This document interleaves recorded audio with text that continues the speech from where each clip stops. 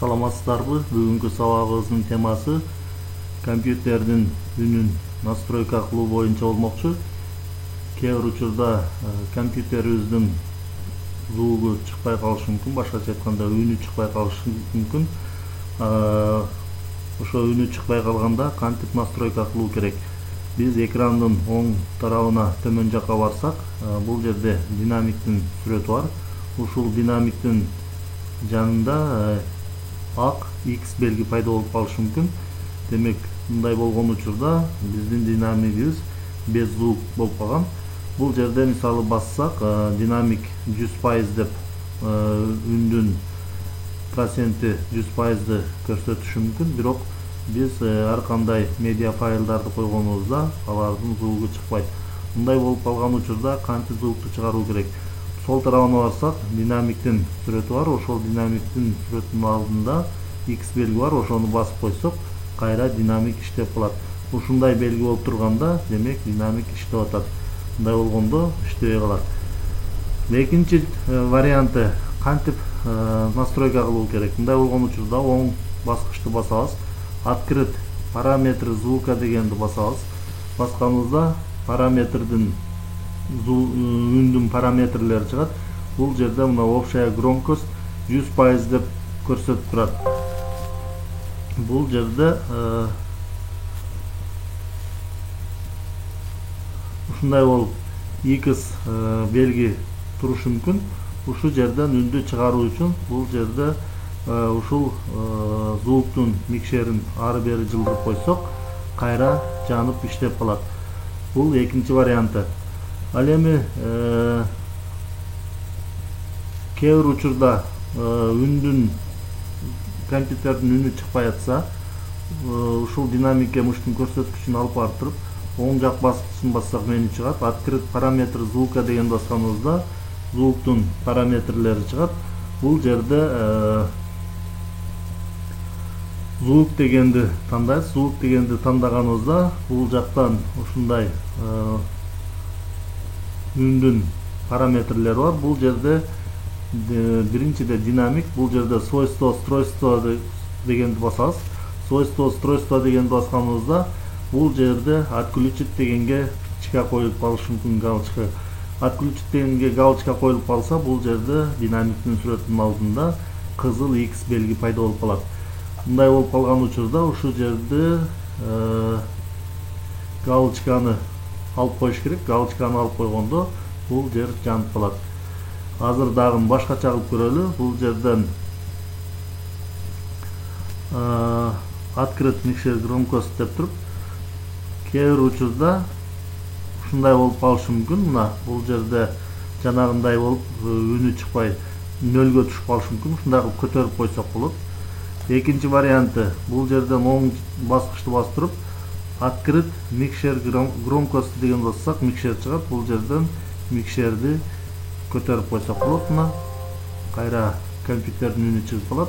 Ошондой эле бул жерден такыр эле үнү чыкпай атса, анда открыть параметр звука дегенге кирип туруп, бул жерден динамикти карап көрүп туруп, управление звуковыми устройствами деп туруп, бул жерден отключить болуп, ушундай болуп калышы мүмкүн. Мындай болуп калган учурда кантип жандырабыз?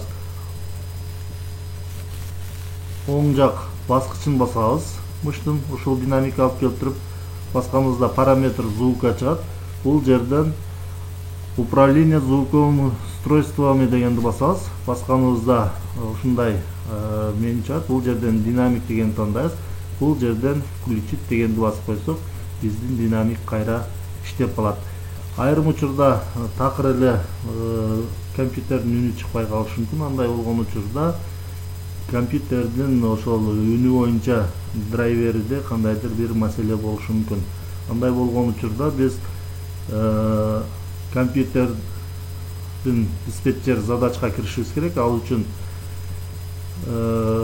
проводникти ачабыз. Проводникти ачканыбызда бул жерде этот компьютер деген бар. Ошого муштун көрсөткүчүн алып барып, оң жак баскычын басабыз. Свойство дегенди тандайбыз. Тандаганыбызда бизден ушундай терезе чыгат, система деп. Бул жерден диспетчер устройств дегенди тандайбыз.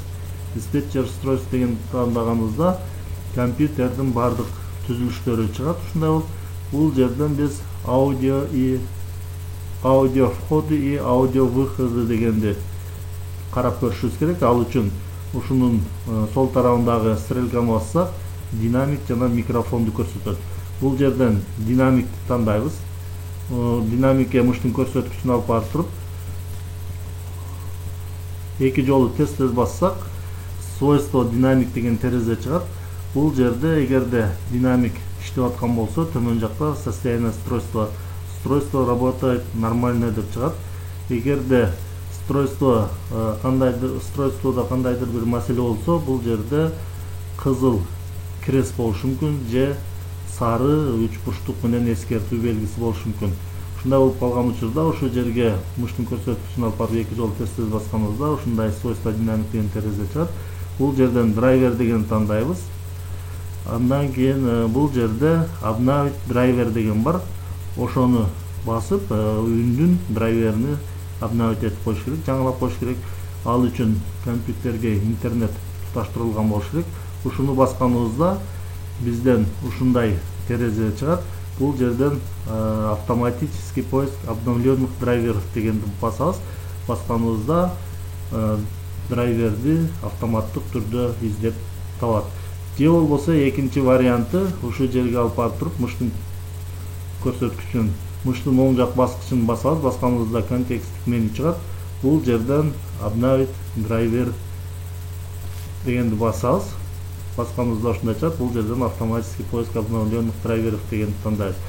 Айрым учурда мындай болуп калганда кандай болот, азыр карап көрөлү. Аудио входы и аудио входы. Отключить устройство.